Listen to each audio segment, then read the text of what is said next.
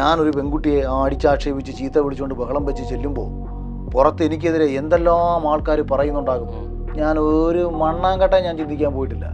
ഏതവൻ എന്തോന്ന് പറഞ്ഞാലും ഞാൻ ആ ചൂടായത് സത്യമാണ്. എൻ്റെ ഭാഗത്ത് തുമ്മുന്ന ചായയിൽ വീഴുന്ന എൻ്റെ ഒരു ഉച്ഛിഷ്ടം അത് ഒറ്റരാൾക്ക് എടുക്കത്ത് കൊടുക്കുന്നതല്ല മര്യാദ എന്ന് നമുക്ക് സ്വയം തിരിച്ചൊരു ആരും കണ്ടോ കണ്ടില്ല എന്നുള്ളതല്ല, സ്വബോധ്യമാണത്. ചെയ്യാൻ പാടില്ല, തെറ്റാണത്. ഞാൻ വരുമ്പോൾ എന്നെ വിറ്റ് കാശാക്കാൻ നടക്കുന്നവരാണ് നിങ്ങളെല്ലാവരും. ഞാൻ പല ഓൺലൈൻ മാധ്യമങ്ങൾ പോലും എന്നെ വിളിക്കുമ്പോഴും ഞാൻ പറയുന്നത് തന്നെയാണ്, എന്നോടുള്ള സ്നേഹം കൊണ്ടാണോ വിളിക്കുന്നത്? അല്ല, നമ്മളെ വിളിക്കുന്നത് അവർക്ക് നമ്മളെ വിറ്റ് കാശാക്കാനാണ്. കുറെ കൂടി ലൈവായി നിൽക്കണമെങ്കിൽ, ഇന്റർവ്യൂ ആണെങ്കിലും മറ്റേതാണെങ്കിലും ഇതിന് വേണ്ടിയിട്ട് ബോധപൂർവം വിവാദങ്ങൾ ക്രിയേറ്റ് ചെയ്യണം എന്ന് ചിന്തിക്കുക ആവശ്യമില്ലായിരുന്നല്ലോ. ഞാനിപ്പോൾ ഈ പറയുന്ന നമ്മുടെ ഇതുമായി ബന്ധപ്പെട്ട് നിന്ന പ്രശ്നങ്ങൾ വരുന്നതിന് സമയത്തിന് മുൻപേ കമ്മിറ്റഡായ പരിപാടികളാണ് ഞാൻ ഇപ്പോഴും ചെയ്തുകൊണ്ടിരിക്കുന്നത്. ഇത്രയും പ്രശ്നങ്ങൾ നമ്മൾ പുറത്ത് ഉന്നയിച്ചിട്ടും ജനങ്ങളെ വീണ്ടും വിഡ്ഢികളാക്കിക്കൊണ്ടാണ് ഇവർ പോയിക്കൊണ്ടിരിക്കുന്നത്. അങ്ങനെയല്ലേ നമുക്ക് തോന്നുന്നത്? ഇത്രയും വിവാദം വന്നില്ലേ, അറ്റ്ലീസ്റ്റ് ഒന്ന് അഡ്രസ്സ് ചെയ്യാൻ അവർ തയ്യാറാവണ്ടേ? കേട്ടോ, ഇതൊന്നും ഞങ്ങൾക്കൊരു വിഷയമില്ല. ഞങ്ങൾക്ക് ഞങ്ങളുടെ TRP ഞങ്ങളുടെ കാശും നോക്കിയാൽ മതി. പ്രേക്ഷകരെന്ത് കോമാളികളായാലും, കാരണം ഇത് കാണാൻ ആൾക്കാരുണ്ട്. കണ്ടസ്റ്റൻറ്റുകളൊക്കെ നല്ലതാണെന്നാണ് ഞാൻ വിശ്വസിക്കുന്നത്. ഈവൻ പുറത്ത് ഔട്ടായി പോയ ഗബ്രി ഉൾപ്പെടെ. കസ്തൂരി ഉള്ളിലുണ്ടെന്ന് തിരിച്ചറിയാൻ വയ്യാതെ പോയൊരു കസ്തൂരിമാനാണ് സത്യത്തിൽ ഗബ്രി. അവൻ ജാസ്മിനിലേക്ക് ഫോക്കസ്ഡായി അതാണ് അവനെ നശിപ്പിച്ചത്. പക്ഷെ ജിൻഡോയോടാണ് ആൾക്കാർക്ക് കൂടുതൽ ഇഷ്ടവും സ്വീകാര്യതയും ഉള്ളത്. കാരണം ജിൻഡോയിൽ കച്ചു വെച്ച് കള്ളത്തരങ്ങളൊക്കെ ഉണ്ടെന്നുണ്ടെങ്കിൽ ആൾ ഭയങ്കര ജെന്യൂൻ ആണെന്നൊരു ഫീല് കൊടുക്കാൻ എല്ലായിടത്തും ആൾക്കാർക്ക് പറ്റുന്നുണ്ടെന്നുള്ളതാണ്. കുളിക്കത്തില്ല എന്ന് പറഞ്ഞാൽ ആ കുട്ടി കുളിക്കത്തില്ല എന്ന് പറയുന്നത്, വൃത്തിയില്ലെന്ന് പറയുന്നത് ചിലപ്പോൾ സ്വഭാവമായിരിക്കും. അപ്പൊ ജെന്യൂൻ ആയതുകൊണ്ടല്ല. ആദ്യം ഞാൻ ഒന്ന് കാണാൻ ശ്രമിച്ചു, കണ്ടു തുടങ്ങിയിരുന്നു. ആദ്യം ഭയങ്കര അരോചകമായിട്ട് ഫീൽ ചെയ്തു ഇതിനെ കണ്ടിട്ട്. ഹാർവിയോറ, the exclusive collection of adenium plants. ഇനി നിങ്ങളുടെ വീടിന്റെ അകത്തളങ്ങളിൽ ഹാർവിയോറ അഡീനിയം പ്ലാന്റ്സ് പുഷ്പിച്ചു നിൽക്കും. വെബ്സൈറ്റ് വഴി ഓർഡർ ചെയ്ത് കഴിഞ്ഞാൽ ഇന്ത്യയിൽ എവിടെയും ഫ്രഷ് ആയി ഞങ്ങൾ അഡീനിയം പ്ലാന്റ് നിങ്ങളുടെ വീട്ടിൽ എത്തിച്ചു തരും. കൂടുതൽ വിവരങ്ങൾക്കായി ഹാർവിയോറ വെബ്സൈറ്റ് സന്ദർശിക്കുക.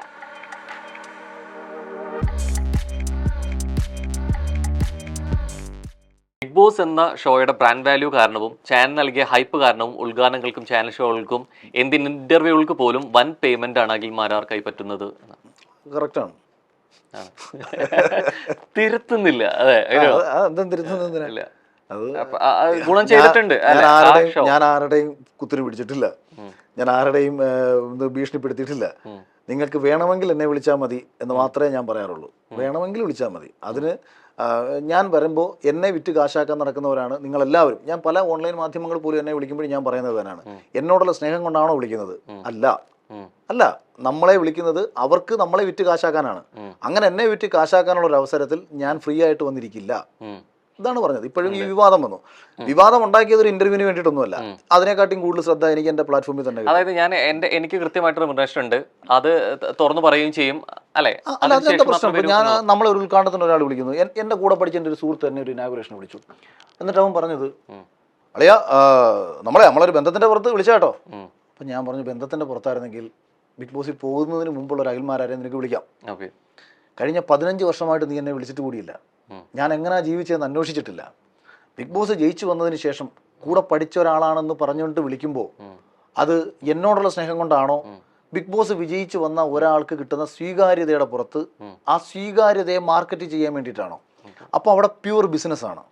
അങ്ങനെ ഒരാൾ നമ്മളെ ബിസിനസിന്റെ ഭാഗമായിട്ട് കാണുന്നൊരുത്തൻ ഞാൻ നാളെ നശിച്ചാൽ അവൻ എൻ്റെ ബുദ്ധിമുട്ട് അന്വേഷിച്ച് വരില്ല. അതുകൊണ്ട് തന്നെ ഞാൻ ബിഗ് ബോസ് വിജയിച്ചതിന് ശേഷം ഒരാളുടെയും ഔദാര്യങ്ങളും പറ്റാൻ ഞാൻ പോയിട്ടില്ല.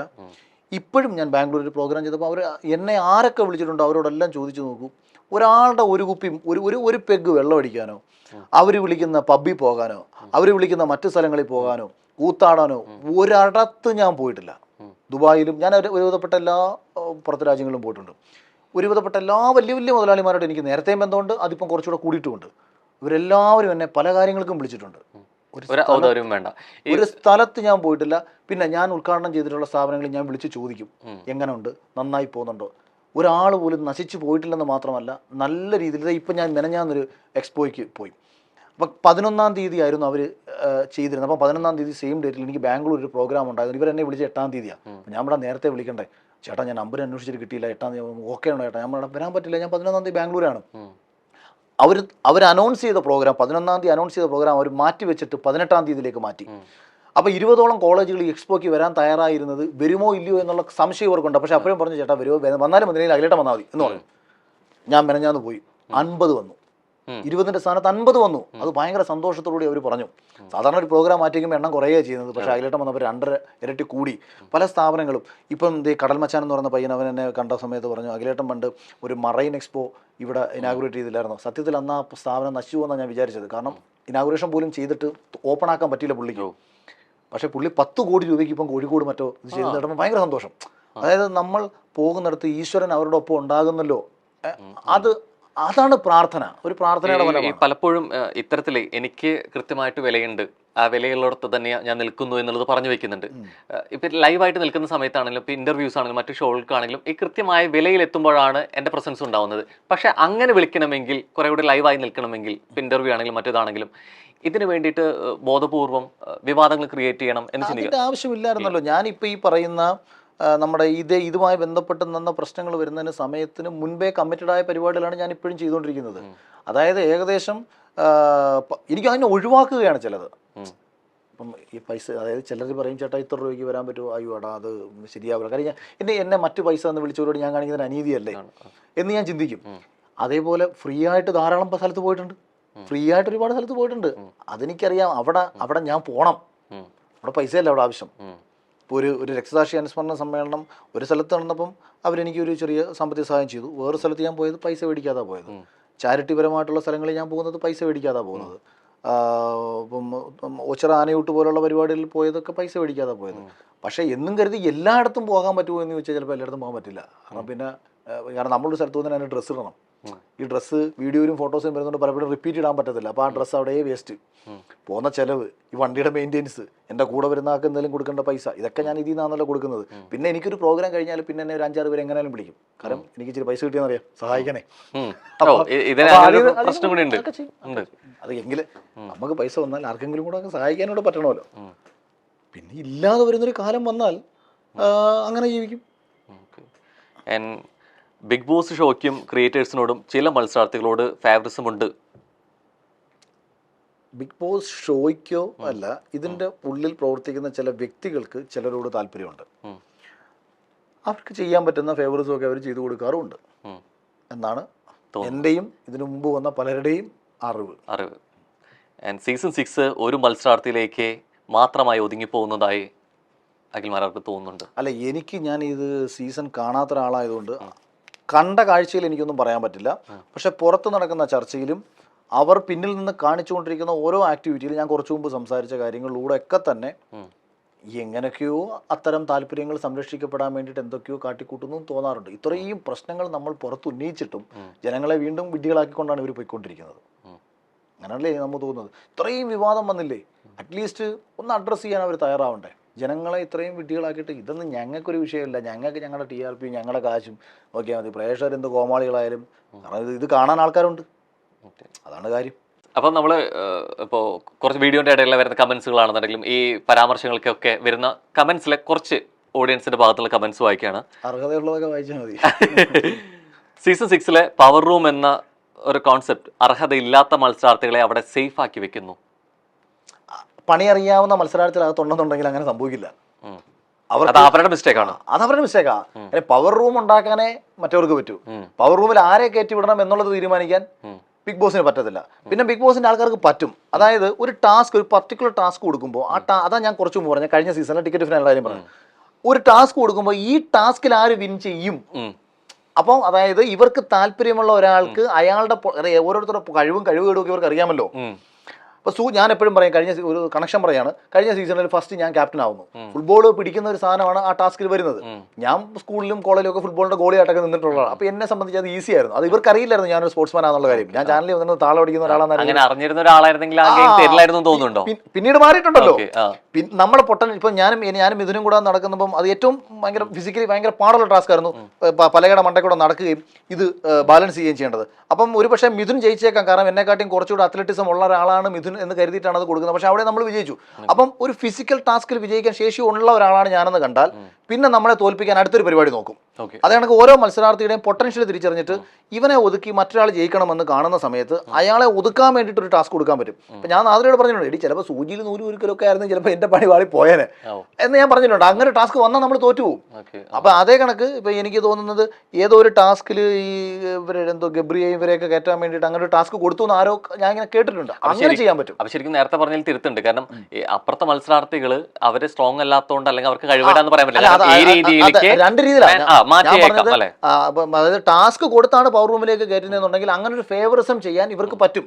അവിടെയാണ് മറ്റുള്ള മത്സരാർത്ഥികൾ കളിക്കേണ്ടത്, അവരെ തോൽപ്പിക്കണം, മിടുക്ക് കാണിക്കേണ്ടത്. അതായത് ഫേവറിസമേ കൊടുക്കാൻ പറ്റൂ. അപ്പം അവരെ തോൽപ്പിക്കാൻ വേണ്ടിയിട്ട് ഇവിടുത്തെ കളിക്കണം. ഇന്ന് ആരും ഇവിടെ ഇപ്പം അതാ ഞാൻ പറഞ്ഞത്, കഴിഞ്ഞ സീസണിൽ സാഗർ എവിക്റ്റ് ആയി പോയ സമയത്ത് ഞാൻ ഹൗസിനകത്ത് കയറി അനുവിനെ എവിക്റ്റ് ചെയ്തു, അല്ല അനുവിനെ സേവ് ചെയ്തു എന്നുള്ള ഒറ്റ കാരണം കൊണ്ടാണ് സാഗർ എവിക്റ്റ് ആയി പോയത്. അതേസമയം എല്ലാവരും ചെയ്യുന്നതൊക്കെ ഞാനും അനുവും കൂടെ അവിടെ പോയി അങ്ങോട്ടും ഇങ്ങോട്ടും അടിച്ചിട്ട് ഞാനും കൂടെ അങ്ങ് എവിക്ഷനിലേക്ക് വരികയെന്ന് വെച്ചോ, അനുവും വന്നു ഞാനും വന്നു, ഞങ്ങൾ വന്നു കഴിഞ്ഞാൽ അനു ഉറപ്പായിട്ട് ഔട്ടായി പോവുകയും സാഗർ സേവ് ആവുകയും ചെയ്യും ഇല്ലേ? കാരണം 100% അനു അടുത്ത എവിക്ഷനിൽ ഔട്ടായി പോയ ആളാണ്. വോട്ട് ഏറ്റവും കുറഞ്ഞ അനുവിനായിരുന്നു വൈൽഡ് കാർഡിൽ പെർഫോമൻസ് വൈസ് വെച്ചിട്ട്. ഇങ്ങനെ നമ്മൾ അകത്ത് നിന്നൊരു പ്ലാൻ ചെയ്യണം. ഉണ്ട്, രണ്ട് വശങ്ങളുണ്ട് അതിന്. അടുത്തൊരു കമന്റ്, സീസൺ 6 കണ്ടസ്റ്റന്റ് സെലക്ഷൻ അത്ര സ്ട്രോങ് ആയിരുന്നില്ല. കണ്ടസ്റ്റന്റുകളൊക്കെ നല്ലതാണെന്നാണ് ഞാൻ വിശ്വസിക്കുന്നത്. ഈവൻ പുറത്ത് ഔട്ടായി പോയ ഗബ്രി ഉൾപ്പെടെ മികച്ച മത്സരാർത്ഥിയും മികച്ച ഗെയിമറും ഒക്കെ തന്നെ ആയിരുന്നു ഗബ്രി. പക്ഷേ ഗെയിം മറന്നുപോയി. അകത്ത് കയറി എന്തായെന്ന് താൻ എന്താണെന്ന് തിരിച്ചറിയാൻ വയ്യാതെ, കസ്തൂരി ഉള്ളിലുണ്ടെന്ന് തിരിച്ചറിയാൻ വയ്യാതെ പോയൊരു കസ്തൂരിമാനാണ് സത്യത്തിൽ ഗബ്രി. അവൻ ജാസ്മിനിലേക്ക് ഫോക്കസ്ഡായി അതാണ് അവനെ നശിപ്പിച്ചത്. ഞാൻ ഗെയിമർ എന്ന രീതിയിൽ അവൻ്റെ വളരെ കുറച്ച് 1-2 സംസാരങ്ങളും കാര്യങ്ങളും കേട്ടപ്പോൾ തന്നെ മിടുക്കനാണെന്ന് എനിക്ക് തോന്നിയിട്ടുണ്ട്. പക്ഷേ എന്ത് ചെയ്യാം, ദൗർഭാഗ്യവശാൽ പുള്ളി ചെയ്യേണ്ടത് ചെയ്തില്ല. ചെയ്തിരുന്നെങ്കിൽ ടോപ്പ് 5 വരേണ്ട ഒരാളായിരുന്നു. ജാസ്മിനും മികച്ച ഗെയിമറാണ്, ജിൻഡോയും വളരെ മികച്ച ഗെയിമറാണ്. പക്ഷേ ഇവർക്ക് കിട്ടുന്ന ടാസ്കുകളും പിന്നിൽ നിന്ന് കൊടുക്കേണ്ട കാര്യങ്ങളും കൂടി ഇവരെ കൂടുതൽ സ്ട്രോങ് ആക്കി മാറ്റും. പക്ഷേ ജിൻഡോയോടാണ് ആൾക്കാർക്ക് കൂടുതൽ ഇഷ്ടവും സ്വീകാര്യതയും ഉള്ളത്. കാരണം ജിൻഡോയിൽ കച്ചു വെച്ച് കള്ളത്തരങ്ങളൊക്കെ ഉണ്ടെന്നുണ്ടെങ്കിൽ ആൾ ഭയങ്കര ജെന്യൂൻ ആണെന്നൊരു ഫീല് കൊടുക്കാൻ എല്ലായിടത്തും ആൾക്കാർക്ക് പറ്റുന്നുണ്ടെന്നുള്ളതാണ്. അടുത്തൊരു കമന്റ്, സീസൺ 6 സ്വാഭാവികമായിട്ട് നമ്മൾ കണ്ടസ്റ്റന്റിനെ കുറിച്ച് സംസാരിച്ചു. ജാസ്മിൻ എന്ന മത്സരാർത്ഥി ഒരു മുഖംമൂടി ഇട്ടാണ് അവിടെ നിൽക്കുന്നത്. അല്ല, എനിക്ക് അങ്ങനെ തോന്നിയിട്ടില്ല. പക്ഷേ എന്നോട് ബിഗ് ബോസിൽ ഉണ്ടായിരുന്ന ചിലർ ഇങ്ങനെ പറഞ്ഞു, ഈ ഭയങ്കര പ്ലാൻ ചെയ്തിട്ട് പുറത്ത്, അതായത് ഇവരൊക്കെ തന്നെ യൂട്യൂബേഴ്സും മറ്റുമൊക്കെ ആയതുകൊണ്ട് പരസ്പരം ഇവർക്ക് പുറത്ത് വെച്ച് അറിയാമായിരുന്നു. അങ്ങനെ ഇവർക്കിടയിൽ കുറേ പേർക്കിടയിൽ അങ്ങോട്ടും ഇങ്ങോട്ടുമുള്ളൊരു വലിയൊരു കമ്മ്യൂണിക്കേഷൻ നടക്കുകയും ആ ഒരു പ്ലാനിങ്ങിൽ ഇവർ പോയിട്ടുണ്ടെന്നൊക്കെ പറയുന്നത് കേട്ടോ. അങ്ങനെയുള്ള വല്ല ഫേക്ക്നെസ്സും വന്നിട്ടുണ്ടോ ഇല്ലയോ എന്നൊന്നും എനിക്കറിയില്ല. പക്ഷേ സർവൈവ് ചെയ്ത് നിലനിൽക്കാൻ ശേഷിയുള്ള ഒരാളെന്ന നിലയിൽ ആ കുട്ടിയുടേതായ രീതിയിൽ പെർഫോം ചെയ്യുന്നുണ്ട് കേട്ടോ. ഇപ്പം നമ്മൾ പെർഫോമൻസ് വൈസ് പറയല്ല. പക്ഷേ എന്താ കുഴപ്പമെന്ന് പറഞ്ഞാൽ ജനങ്ങൾ, പ്രേക്ഷകർ, അവർക്ക് വേണ്ടതൊന്നും കൊടുക്കാൻ ഇവർക്ക് കഴിയുന്നില്ല. ജനങ്ങൾ ആഗ്രഹിക്കുന്ന, ജനങ്ങളെ സന്തോഷിപ്പിക്കുന്ന, ജനങ്ങളെ ചിന്തിപ്പിക്കുന്ന, അവർക്ക് വീണ്ടും ഈ ഷോ കാണാൻ പ്രേരിപ്പിക്കുന്ന രീതിയിൽ ഒരു നല്ലത് കൊടുക്കാൻ ഇവർക്ക് കഴിയുന്നില്ല. അല്ലാതെ ഇവരിപ്പോൾ ഫേക്ക്, ചിലപ്പോൾ ഇതായിരിക്കും സ്വഭാവം, എനിക്കറിയില്ല. ഇപ്പോൾ കുളിക്കത്തില്ല എന്ന് പറഞ്ഞാൽ ആ കുട്ടി കുളിക്കത്തില്ല എന്ന് പറയുന്നേക്കും, വൃത്തിയില്ലെന്ന് പറയുന്നേക്കുന്നു. ചിലപ്പോൾ അത് സ്വഭാവമായിരിക്കും. അപ്പം ജെന്യൂൻ ആയതുകൊണ്ടല്ലേ. ഫേക്ക് ആണെന്നുണ്ടെങ്കിൽ ചുമ്മാ ഇതൊക്കെ ഇട്ടിട്ട് ഞാൻ വലിയ മാന്യതയുടെ കള്ളത്തരം കാണിക്കും. ഫേക്ക് കണ്ടന്റ് കൊടുക്കണമെങ്കിലും എന്റർടൈൻ ചെയ്യണമെങ്കിലും ഈ ഒറിജിനലായി നിൽക്കണം, ജെന്യൂനായി നിൽക്കണം എന്ന് പറയുമ്പോഴും അതല്ല വേണ്ടത് അല്ലെ എന്നൊരു അർത്ഥം കൂടി ഉണ്ട്. ഒറിജിനൽ ആവുക എന്ന് പറഞ്ഞാൽ ഇപ്പോൾ ഒരാൾ കള്ളു കുടിച്ചിട്ട് ആരെ കണ്ടാലും തന്തയ്ക്ക് വിളിക്കും എന്ന് പറയുന്ന അയാളുടെ സ്വഭാവം. അയാൾ ഒറിജിനൽ അങ്ങനെ ആയിരിക്കണം. പക്ഷേ ഒരു പൊതുമധ്യത്തിൽ വന്നിരുന്നത് അതാണോ കാണിക്കേണ്ടത്? ഒറിജിനലും ആകണം. അതോടൊപ്പം തന്നെ എന്നെ കാണുന്ന ആൾക്കാർ ഉണ്ട് എന്നൊരു വലിയ ബോധ്യം ഉണ്ടാകണം. അങ്ങനെ വരുമ്പോൾ ഇത്തരം ശീലങ്ങൾ, ഇപ്പോൾ നേരത്തെ പറഞ്ഞ പോലെ ജാസ്മിൻ ഒരു പക്ഷേ സ്ഥിരമായിട്ട് കുളിക്കുന്ന ഒരാളല്ലായിരിക്കാം, അത് ആളുടെ സ്വഭാവ വിശേഷമായിരിക്കാം. ഇവിടെ വരുമ്പോൾ ഇത്തരം വിശേഷങ്ങൾ ഇപ്പോൾ പൊതുമധ്യത്തിൽ അല്ലെങ്കിൽ ഇത്രയും പ്രേക്ഷകർ കണ്ടുകൊണ്ടിരിക്കുന്നു, ചില കാര്യങ്ങൾ സഹമത്സരാർത്ഥികൾക്ക് ബുദ്ധിമുട്ടുണ്ടാക്കുന്നെങ്കിൽ അത് മാറ്റണം തന്നെയാണോ? അല്ല, അത് മാറ്റാനാണ്. അതാ ഞാൻ പറഞ്ഞത്, സെൽഫ് റിയലൈസേഷൻ. ഞാൻ നേരത്തെ സംസാരിച്ചപ്പോൾ ഞാൻ പറഞ്ഞതാ, ഒരു AC ഇട്ട് അടച്ച ഒരു റൂമിനകത്ത് നമ്മൾ അധികം പണിയെടുത്തില്ലെങ്കിലും നമ്മൾ വിയർക്കും. നമ്മൾ കുറച്ച് ആക്ടിവിറ്റിയും കൂടെ ചെയ്ത് കഴിഞ്ഞാൽ നമ്മൾ കുറേയും കൂടെ വിയർക്കും. അപ്പോൾ അത് മറ്റൊരാൾക്ക് ബുദ്ധിമുട്ടാകുമെന്നും നമ്മൾ ദിവസേന കുളിക്കണമെന്നും നമ്മളുടെ ഹൈജീൻ നമ്മൾ കീപ്പ് ചെയ്യണമെന്നും ആരും കണ്ടില്ലെങ്കിൽ പോലും ഞാൻ ചെയ്യുന്ന ഒരു മോശം പരിപാടി ദൈവം കാണുമെന്നുള്ളൊരു ചിന്ത വേണം. അപ്പം ആ കുട്ടിയെ തുമ്മി അതിനകത്ത് ചായയിൽ വീണാൽ അതൊരു മോശമാണെന്നും അത് കളയുകയാണ് വേണ്ടതെന്നുള്ളൊരു തിരിച്ചറിവ് സ്വയം ഉണ്ടാവണം. ഇങ്ങനെ ഓരോ കാര്യം ഇങ്ങനെ എല്ലാവർക്കും ഉണ്ടാവണം. ഇപ്പോൾ ഒരു ടോയ്ലറ്റിൻ്റെ ഒരു ഏരിയയിൽ വെളിയിൽ ആരും കാണുന്നില്ല, അതുകൊണ്ട് ഞാൻ ഇവിടുത്തെ ചെയ്തേക്കാം എന്ന് കരുതിയിട്ട് ഒരു മര്യാദകൾ കാണിക്കുമ്പം അവൻ ചിന്തിക്കണം, ഇത് പുറത്ത് ആൾക്കാർ കാണും, ഇതെല്ലാം ജനം കാണും, ഒന്നും കാണാതിരിക്കുന്നില്ല, നിന്റെ എല്ലാ മോശവും ജനം കാണുമെന്നും ആ ബോധ്യം ഉണ്ടാവണം. അതോടൊപ്പം തന്നെ അവനായി പെരുമാറിയാൻ വേണം. ദേഷ്യം വന്നാൽ, ഇപ്പം ഞാൻ കഴിഞ്ഞ സീസണിൽ ഫസ്റ്റ് ആദ്യം ആരെടുത്ത വഴക്കുണ്ടാക്കുന്നത്? ഗോപിക എടുത്ത. നിങ്ങളൊന്ന് ചിന്തിച്ച് നോക്കൂ. ഞാൻ അറിയുന്ന കൂടിയില്ല പുറത്ത്. ദൈവമേ, എന്തായിരിക്കും പുറത്ത് കുറേണ്ണം അവന് പറഞ്ഞുണ്ടാക്കിക്കൊണ്ടിരിക്കുന്നത്. ഗോപിക ഒരു SC വിഭാഗത്തിൽപ്പെട്ട കുട്ടിയാണ്, ഒരു കോമണർ കാറ്റഗറിയിൽ വന്നൊരു കുട്ടിയാണ്. അവിടെ ഞാനൊരു പെൺകുട്ടിയെ അടിച്ചാക്ഷേപിച്ച് ചീത്ത വിളിച്ചുകൊണ്ട് ബഹളം വെച്ച് ചെല്ലുമ്പോൾ പുറത്ത് എനിക്കെതിരെ എന്തെല്ലാം ആൾക്കാർ പറയുന്നുണ്ടാകും. ഞാൻ ഒരു മണ്ണാങ്കട്ട ഞാൻ ചിന്തിക്കാൻ പോയിട്ടില്ല. ഏതവൻ എന്തോന്ന് പറഞ്ഞാലും ഞാൻ ആ ചൂടായത് സത്യമാണ്. എൻ്റെ ഭാഗത്ത് ഞാൻ കഷ്ടപ്പെട്ട് അടുക്കിപ്പറക്കി കൊണ്ടുവച്ച എൻ്റെ കട്ട മോട്ടിച്ചത് ഗോപികയായാലും ഷിജുച്ചേട്ടനായാലും അതിന് ഏതവളായാലും ഏതവനായാലും എൻ്റെ ഭാഗം ശരിയാണെന്നുണ്ടെങ്കിൽ സംസാരിക്കും. അവിടെ ഓപ്പോസിറ്റ്. പക്ഷെ ഒരുപാട് ആൾക്കാർ വിചാരിച്ചിട്ടുണ്ട് അത് സംസാരിച്ചാൽ പുറത്ത് ജനം എങ്ങനെ സംസാരിക്കുന്നു നോക്കിയിട്ടൊന്നും ഞാൻ ഒരിടത്ത് പെരുമാറിയിട്ടില്ല. പൊതുസമൂഹം ജനം എങ്ങനെ കാണുന്നു എന്നും കൂടി നോക്കിയിട്ട് വേണം അവിടെ പെരുമാറുന്നു പറഞ്ഞിട്ട് 2 മിനിറ്റ് ആയിട്ടില്ല. സത്യം അത് വ്യത്യാസമുണ്ടോ? ഞാൻ കാണിക്കുന്ന ആക്ട് അതാ ഞാൻ പറയാൻ വന്നത്. സത്യം നമ്മൾ ചെയ്യുന്ന ഭാഗം സത്യമാണെങ്കിൽ എന്നിലൂടെ ഒരാൾക്ക് ഞാൻ ചെയ്യുന്നത് കൊണ്ട് എൻ്റെ ഒരു കയ്യിലിരിപ്പ് കൊണ്ട് ഒരാൾക്ക് ബുദ്ധിമുട്ടുണ്ടാവുന്ന ഒരു ആക്ടിവിറ്റി.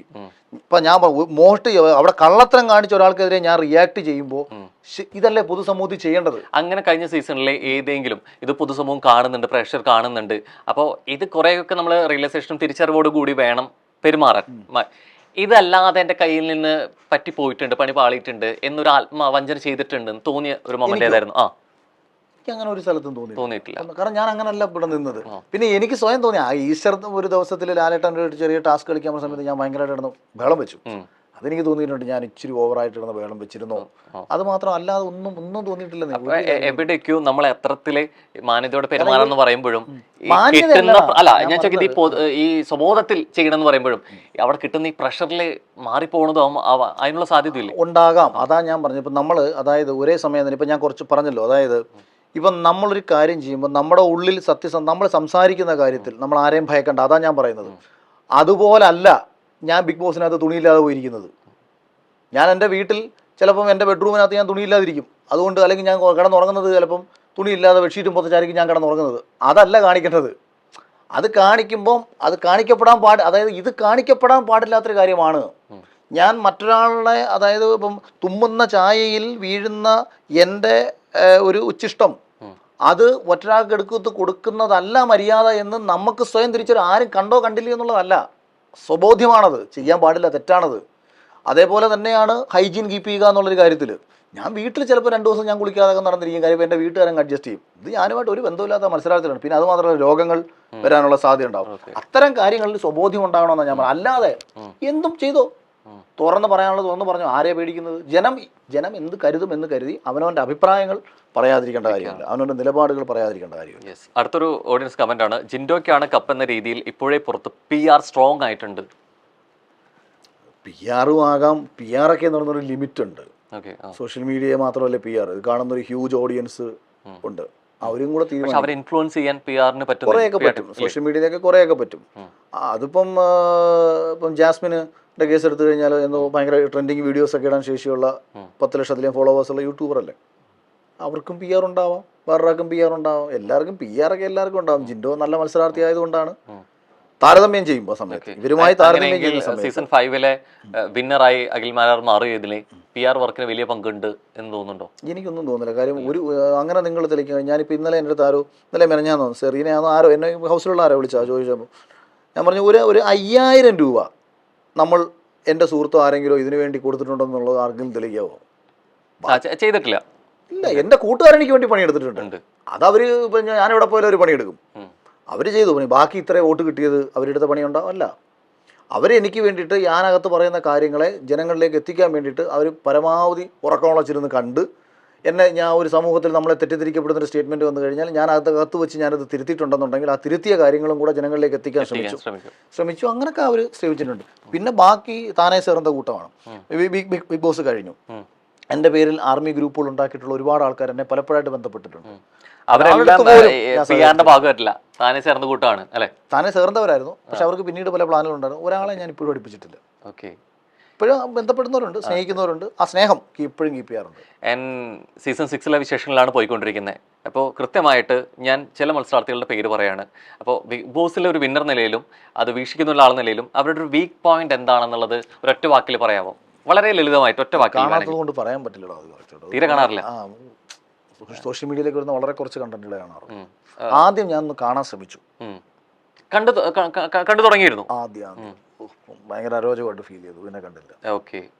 ആൻഡ് സാധാരണക്കാരിലേക്കാണ്, ജനങ്ങളെ കുറിച്ചാണ് നമ്മൾ സംസാരിച്ചുകൊണ്ടിരിക്കുന്നത്. അതുകൊണ്ട് തന്നെ ജനങ്ങളുടെ സൈഡിൽ നിന്നുള്ള കുറച്ച് സംശയങ്ങൾ ചോദിക്കുകയാണ്.